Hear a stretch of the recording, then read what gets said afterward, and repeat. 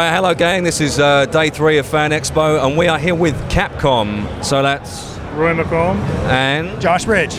Nice, and we're going to talk about Dead Rising 3. Exciting stuff. Yep. Now, we saw some of it in there a minute ago. Just in there. The most exciting thing for me, being a bit of a sci-fi geek, is the fact that you could build a sorry, no, it wasn't a lightsaber, was it? It was a laser sword. It's a laser It's sword. a laser sword. Laser There sword. is a laser sword. I was really excited about that. Yeah, go on in, Tommy. You want to ask us some serious stuff? So what new modes have you got for the game lined up? I mean, there's always the plus mode. Yeah. But what new stuff have you got aside from the main campaign? What we did is we wanted to make sure co-op was meaningful this time around, so we built a character into the story that you play as the client. So the host is Nick, and the client plays as Dick. Yeah. 2 different characters. They have their, and what's kind of neat is that you can hop in and hop out of everyone's game and you save your story progress. So it feels like you want to have this big open world streaming all the time and make it more meaningful for playing online. All right, cool. So, out of everything that we saw in there, what's your favorite weapon?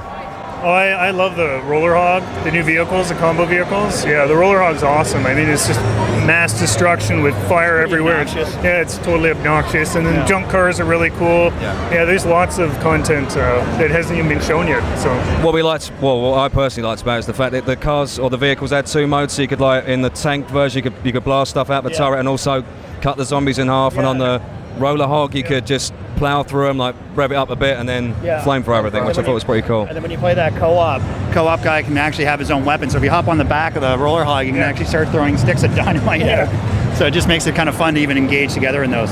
And you were saying something about the co-op storyline. You can actually jump in halfway through somebody else's game, can't you? Yeah, you can jump in anytime, and you get to keep the progress that you've made. Yeah, so if I'm playing as a client and I've never played before and you're halfway through, I can hop in. Well, it'll be a lot harder for me, but if we complete that chapter, I save that progress for my offline game too. Yeah. All right, nice. And you're also saying as well that there's not if you clear a load of zombies, they don't instantly come back, so you don't get surrounded again. So if you've got no weapons in the vicinity, you're not like, oh my god, I'm going to die. Or like, we want to make sure that this sandbox felt more permanent. You know, the effect that you have on it.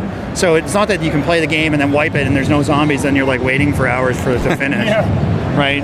There's story why there's zombies and why there's more, but definitely it's like you go in there, smash through some vehicles, go away, come back, there's your stuff still there. Nice. And there was loads of customizable options as well. Like, I think our favorite was Borat. Yeah. The Borat. Was it Borat Blanca, was it? Blanca with red stilettos. The Canary Smuggler. The Canary Smuggler. Nice. Okay, we like it. Yeah. We like it. Canary There's Smuggler. lots of customizability. You can do your tops, you can do your shoes, you can mix and match all of it. It's really customizable this time around, and accessible as well, which is fantastic. How many weapon combos are there in total?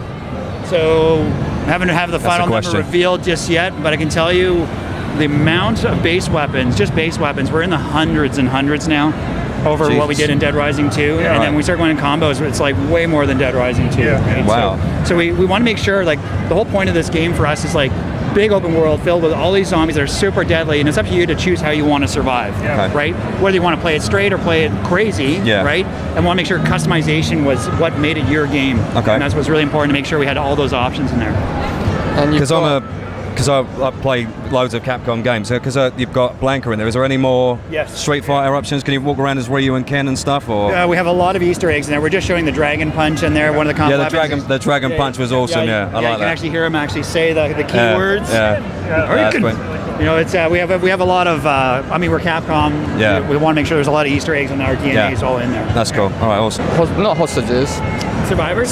There we go. Hostages, Survivors. They actually now help you. Got plans for them. Hostages. Good time up. Survivors. They help you this time around, don't they? Yeah. You can command them. We didn't want to just make it about escorting. We didn't. But what I did with Dead Rising in the past, and Dead Rising 2, I would never want to save them. I would want to keep them waiting outside, so I could always have them come back out and fight with me. So we want to embrace that, right? You come across them in the world, they have all these dilemmas. It's up to you to help them or not. There's some choice in there too on who to help. If they trust you after you they join up with you, then they'll fight alongside until they die permanently, right? So you can kind of collect and find all these guys around the world and choose which ones you want with you. They have different stats, right? They have different attributes. Some are better with guns, and you can level yourself up, be smarter, get more of them to actually join you, and they get better at their fighting too. So the key is leave your eye candy at home all the time and just take out the guys you don't really like. So all the babes staying. Hard mission. You, come on. Give them a serving tray for you. Nice. You know, a feather boa for you. Watch them get murdered. Anything else you guys want to add? I just hope everyone really enjoys what we've been managed to do here. We hit a wall on 360 where we just couldn't actually make the game we've always wanted to make. This really big open world streaming all the time. It's just something we've only been able to do now being on the Xbox One. Sure. Just hope you guys really enjoy the amount of creativity we put into the game, and we leave up to you to how you want to play the game. Awesome. Well, it's been lovely talking to you both. Thank you very much. Thank you. Thank you. Really appreciate it. Thank you. Thanks, Take care. Cool. Thanks, guys. Thanks, guys.